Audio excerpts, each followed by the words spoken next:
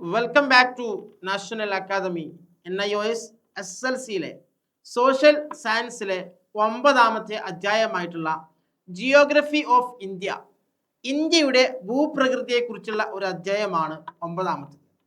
അപ്പം ഇതിൽ നമുക്ക് പ്രധാനമായിട്ടും ഒരുപാട് കാര്യങ്ങൾ പഠിക്കാനുണ്ട്.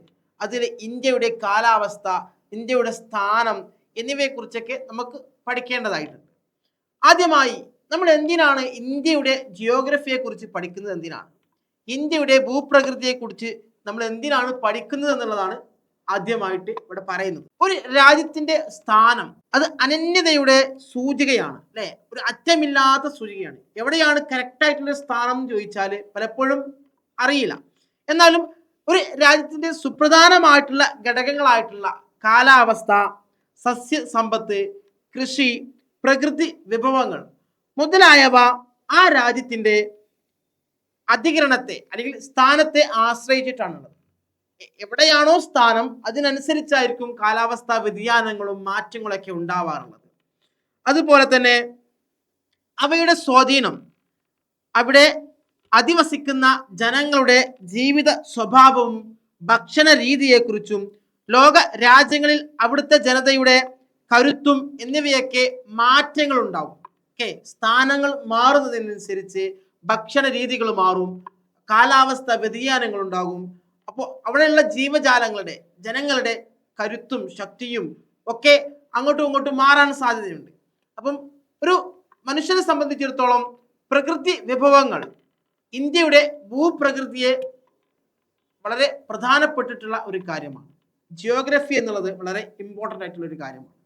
അതിൽ നമുക്ക് പ്രധാനമായിട്ടും ഇന്ത്യയുടെ സ്ഥാനം ചോദിക്കുകയാണെങ്കിൽ എവിടെയാണ് കറക്റ്റായിട്ട് നമ്മുടെ രാജ്യത്തിന്റെ സ്ഥാനം എവിടെയാണ്, ലോക ഭൂപടത്തിൽ എങ്ങനെയാണ് രാജ്യത്തെ നമുക്ക് അളക്കാൻ സാധിക്കുക എന്ന് ചോദിച്ചാൽ പലപ്പോഴും നമ്മളെ സംബന്ധിച്ചിടത്തോളം പറയാൻ കഴിയാറില്ല. എന്നാൽ ഒരു സ്ഥാനം എന്ന് പറയുമ്പോൾ അധികരണം അല്ലെങ്കിൽ സ്ഥാനം എന്ന് പറയുന്നത് ഇന്ത്യ എവിടെ സ്ഥിതി ചെയ്യുന്നു എന്ന് ചോദിച്ചാൽ ഇന്ത്യയുടെയും പരിപൂർണമായ അധികരണാവസ്ഥയും ഇന്ത്യയുടെ ആപേക്ഷിക അധികരണാവസ്ഥയും ബന്ധപ്പെടുത്തി മേൽപ്പറഞ്ഞ ചോദ്യങ്ങൾക്ക് നമുക്ക് മറുപടി പറയാം. ആദ്യമായി പരിപൂർണമായ അധികരണാവസ്ഥയും ആപേക്ഷിക അധികരണാവസ്ഥയും എന്താണെന്ന് നമുക്ക് പരിശോധിക്കേണ്ടതുണ്ട്. പരിപൂർണമായ അധികരണാവസ്ഥ അക്ഷാംശവും രേഖാംശവും ആസ്പദമാക്കി പറയുന്നതാണ്. എന്നാൽ ആപേക്ഷിക അധികരണാവസ്ഥ എന്ന് പറയുന്നത് ഒരു സൂചനയെ അടിസ്ഥാനമാക്കി പറയുന്നു. ഉദാഹരണം അടുത്ത്, ഏകദേശം അടുത്ത് എന്നൊക്കെ പറയാറുണ്ട്. അതുമായി ബന്ധപ്പെട്ട കാര്യങ്ങളാണ് ഇത് കാണിക്കുന്നത്. ഇന്ത്യയുടെ രേഖാംശയും അക്ഷാംശയും ലോക ഭൂപടത്തിലുള്ള കാര്യങ്ങളാണ് ഇവിടെ കാണിക്കുന്നത്. ഓക്കെ, അതില് ഇന്ത്യയിലെ ഭൂപ്രകൃതി വിഭാഗങ്ങളെ കുറിച്ച് പറയുന്നുണ്ട്. ഭൂപ്രകൃതി എന്നാൽ എന്താണ് ഭൂപ്രകൃതി എന്ന് പറഞ്ഞാൽ? എന്തിനെയാണ് നമ്മൾ ഭൂപ്രകൃതി എന്ന് പറയാറുള്ളത്? ഓക്കെ, അതിൽ പറയുന്നുണ്ട് ഭൂമിയുടെ ഒരു പ്രത്യേക തരം സ്വഭാവത്തെ ഭൂപ്രകൃതി എന്ന് പറയുന്നു. ഭൂമിയുടെ ഒരു പ്രത്യേക തരം സ്വഭാവത്തെ ഭൂപ്രകൃതി എന്ന് പറയുന്നു. ഉദാഹരണമായിട്ട് മുംബൈ തീരപ്രദേശം മണൽത്തരി നിറഞ്ഞതും ഷില്ലോങ് കുന്നിൻ പ്രദേശവും ആയിരിക്കുന്നത് പോലെ വൈവിധ്യമാർന്ന ഭൂപ്രകൃതിയോട് കൂടിയ കരപ്രദേശങ്ങൾ ചേർന്ന ഒരു വലിയ രാജ്യമാണ് നമ്മുടെ ഇന്ത്യ എന്ന് പറയുന്നത്. അപ്പം ഇന്ത്യയെ സംബന്ധിച്ചിടത്തോളം പല ഭാഗങ്ങളിലും വ്യത്യസ്തമായിട്ടുള്ള കാലാവസ്ഥയാണ്, വ്യത്യസ്തമായിട്ടുള്ള പ്രദേശങ്ങളാണ്. ഒരു ഭാഗത്ത് കുന്നിൻ ചെരുവുകളും മലനിരകളും ഒക്കെ ഉണ്ടാകും, മറുഭാഗത്തെ തീരപ്രദേശങ്ങളായിരിക്കാം, ഓക്കെ, അല്ലെങ്കിൽ കാടുകളായിരിക്കാം. അങ്ങനെയുള്ള ഒരു ഏരിയകളായിട്ടാണ് നമ്മൾ പലപ്പോഴും പല സ്ഥലങ്ങളെയും കാണാറുള്ളത്. അതുപോലെ നമ്മുടെ ഇന്ത്യ രാജ്യവും അങ്ങനെയുള്ള ഒരു ഭൂപ്രകൃതിയുള്ള രാജ്യമാണ്. വൈവിധ്യമാർന്ന ഭൂപ്രകൃതിയോട് കൂടിയ കരപ്രദേശങ്ങൾ ചേർന്ന ഒരു വലിയ രാജ്യമാണ് നമ്മുടെ ഇന്ത്യ.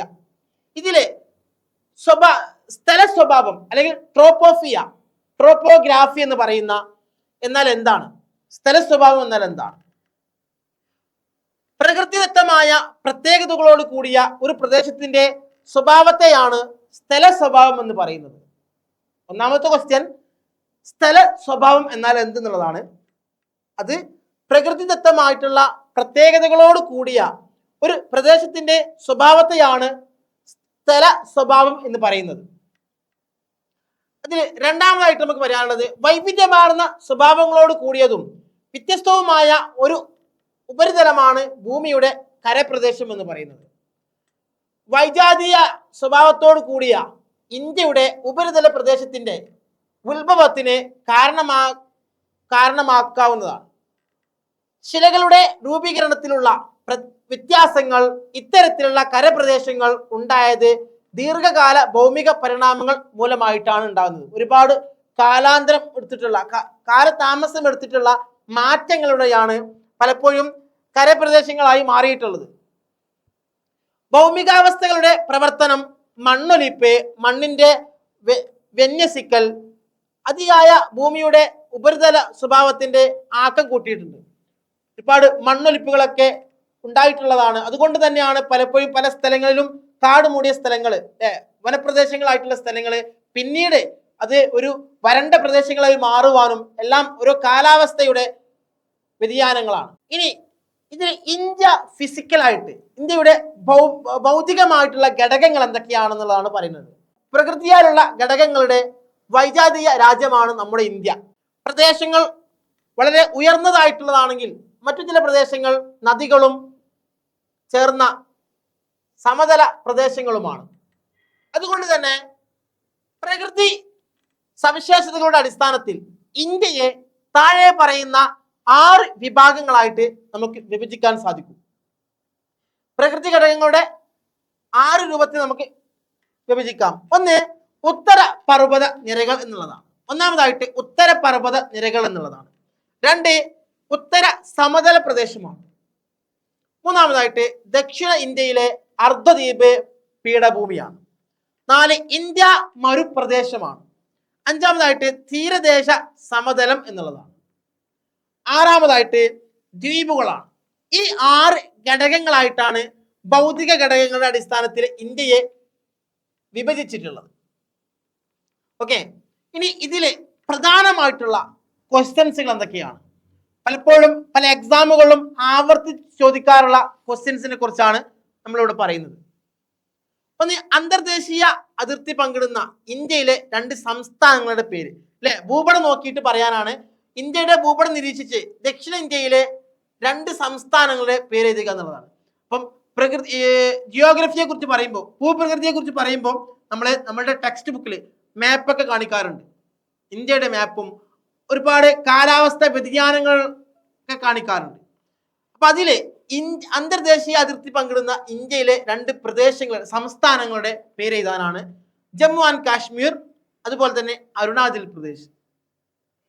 രണ്ടാമത്തെ ക്വസ്റ്റ്യൻ എന്ന് പറയുന്നത് സിക്കിം സംസ്ഥാനവുമായി അതിർത്തി പങ്കിടുന്ന 2 രാജ്യങ്ങളുടെ പേര് കണ്ടുപിടിക്കാനാണ്.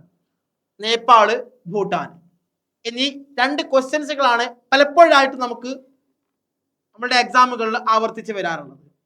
ഇനി നമ്മൾ ആദ്യം തന്നെ പറഞ്ഞു കഴിഞ്ഞ ഒരു കാര്യമാണ്, ജിയോഗ്രഫി എന്ന് പറയുമ്പോൾ ലോക ഭൂപടത്തിൽ ഇന്ത്യയുടെ സ്ഥാനം എങ്ങനെയാണ് മനസ്സിലാക്കുക?